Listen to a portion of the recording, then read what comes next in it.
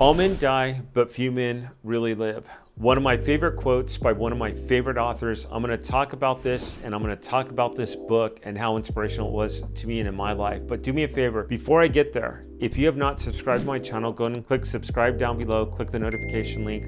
I would love for you to be one of my lucky winners. Okay, so several years ago, I came across a book. It was called Wild at Heart, and it's by John Eldredge. And he uses the quote, "All men die, but few men really live." And what he talks about in this book that was huge in my life is he talks about life and the adventure side of life. And in my life, I've got 4 areas that I really try to balance, and I don't always balance these super well, but I have God, family, business, and adventure. And I try to connect in that order. I try to put God first, and then family, then business, and then the adventure part of life. And especially being a husband, being a disciple, being a businessman, and just a dad to my kids, I want to live everything in the fullest, and I want to be able to be an A++ in every single one of those areas. And what does that look like? How does that work for me? Well, and the first thing I do in my day is every morning when I wake up, besides having my cup of ambition or coffee, which I have to have first thing in the morning, I get into my devotion. I read the Bible and I really connect with God, pray, and just really take some time out with Him. And I try to keep that going throughout the day as well. But in the morning, every single morning, I really try to have that time of connection and prayer with God. And it really gets me going and going within my day. The second thing I try to do is I try to plan out my day. Like I usually go into my office anywhere from 6 to 6:30 in the morning, and I start working, which is pretty early. But the biggest thing I could do is when I sit down, I want to ask myself, what do I want to accomplish today? What do I need to do? What's a priority? Because if I come into my office and I turn on my computer, I look at my Facebook, I guarantee you from Surplus Funds, there's going to be a few people asking me questions. I guarantee you there's going to be people asking me questions in my email. I guarantee I'm going to have some personal emails. And what I'll do is I'll get lost in translation. I'll start answering Facebooks. I'll notice someone puts up a post. I'm going to notice a text. And next thing, 30, 45 minutes have gone by, and I'm wrapped up in my own little world. And that's why I've got to turn a lot of that off, and I've got to write down, do I have all my contracts in? Have I contacted all my business clients? Do I need to follow through with anybody? What do I really need to accomplish on this day? And I write that out, and I go ahead and I structure that. And then, yes, I put the email and the questions and the Facebook and the instant messengers and anything else that comes in that I need to do. I put all that in my calendar and I get all that in, but I write out what I want to start doing and what I need to start working on. That is the first thing I do. And then I put up, maybe I have 3 things that I want to accomplish in the day.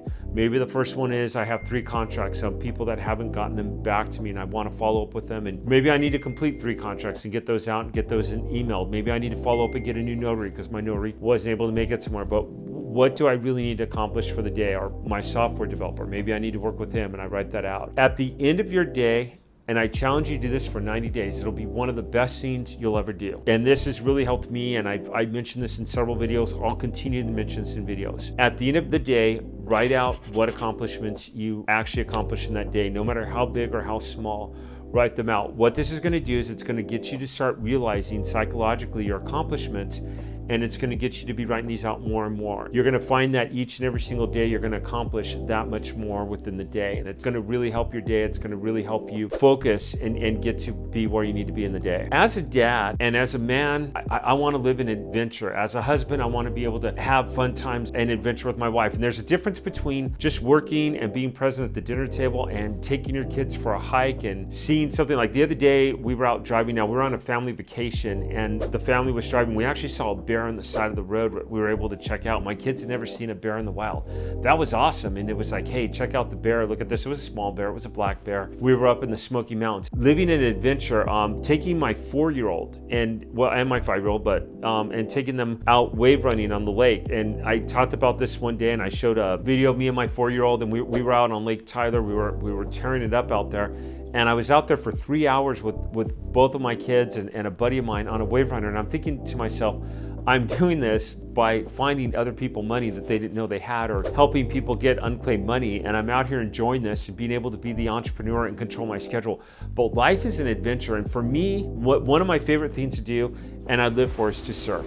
And I get out there. My favorite beach is Doheny State Beach in California. And they got this outer reef out there that breaks. And when I first went out there, the way the waves form, they're extremely hard to catch. And the guys out in the first lineup, they'd make fun of me because I'd go out there and I'm like, someone's got to be able to ride these. And I started riding these, and I literally would ride these a quarter of a mile. And what happens is you paddle into the wave, all of a sudden you feel the wave take you. You just feel this power just grab your board, and it takes the board, and you jump up and you're riding, and your board's probably 2 to 3 feet from the top of the ocean, and you're gliding across this, and you can see underneath it. You can see the water behind you. You can see the wave forming, and there is no greater feeling. And it's this adventure that I could live for again and again, and hiking and spending time with my family, my kids, and seeing the bear that I'm talking about, and seeing the adventure. I mean, life is an adventure, and we're meant to live this. And it's real easy to get wrapped up in just work and self-entrepreneur, but I love that quote. It's one of my favorite books. I challenge you to read the book, and a lot of people have. Let me know what you think about it. And I feel like I should probably ask for some sort of dividends on this book if I'm going to be promoting it like this, but